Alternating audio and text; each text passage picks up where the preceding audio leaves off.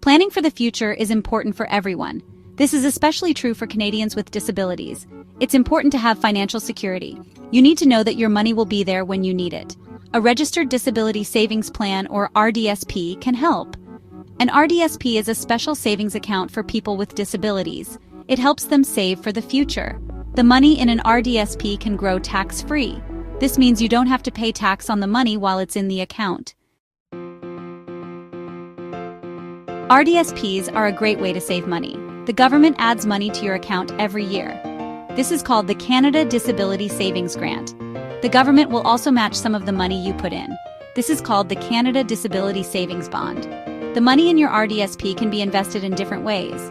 This can help your money grow faster. You can choose how to invest your money based on your risk tolerance. Many Canadians have benefited from opening an RDSP. RDSPs give people with disabilities the opportunity to achieve their financial goals. They provide peace of mind and a brighter future.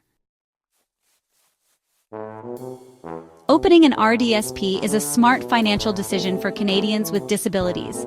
It's a way to save for the future and reach your financial goals. The government helps you save with grants and bonds.